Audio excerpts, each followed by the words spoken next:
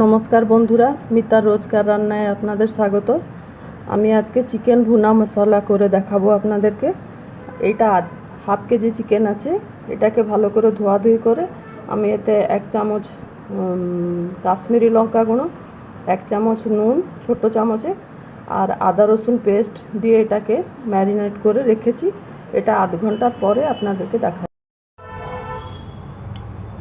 কড়াইতে তেলটা গরম হয়ে গেছে, আমি চিকেন ভুনা মশলার রেসিপিটা যেটা বলছিলাম ওইটাই করছি। তাতে দারচিনি 2টো টুকরো আর ছোট এলাচ একটা, মুখটা ফাটিয়ে দিয়ে দিয়েছি। সামান্য একটু জিরে ফোড়ন দিলাম,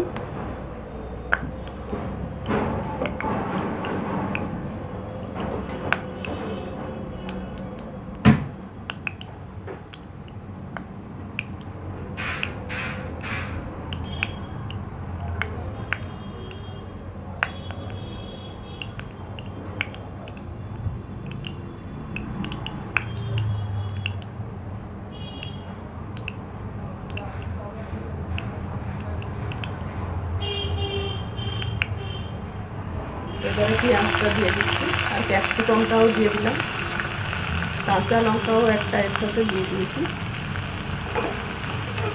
এবারে এটাকে ভালো করে ভাজতে হবে। কতক্ষণ আমি ভাজবো, ব্রাউন হবার পর্যন্ত, তখন দেখাবো।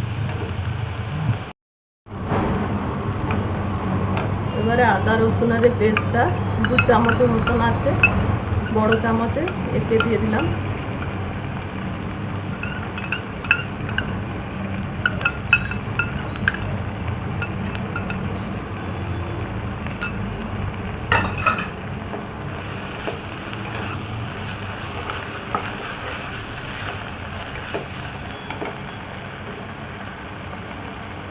হলুদ গুঁড়ো এটা 1 চামচ, 1.5 চামচ মতন হলুদ গুঁড়ো দিলাম, ছোটো চামচটা।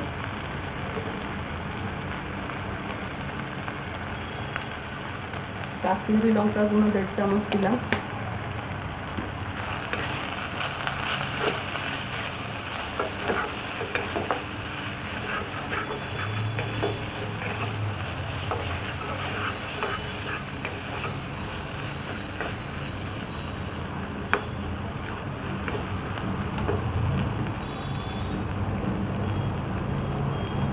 চিকেন মশলা এতে 1.5 চামচ দিলাম।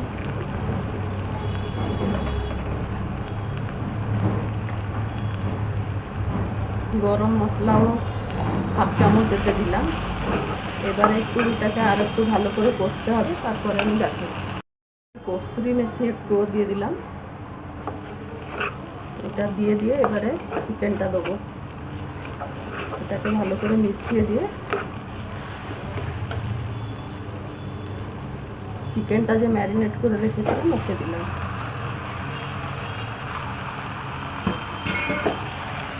এবারে মশলাটাকে এর সাথে খুব ভালো করে মেশাতে হবে,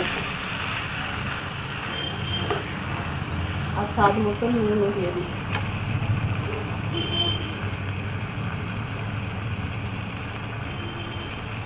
এবারে একে ঢাকা দিয়ে ভালো করে কষতে। মশলাটা ভালো করে কষা হয়ে গেছে, চিকেনটাও সেদ্ধ হয়ে এসছে। এবারে গরম জল একটু ছোট গ্লাসে 1 গ্লাস মতন দিলাম। এটা আর একটু ভালো করে সেদ্ধ হয়ে যাবে বলে।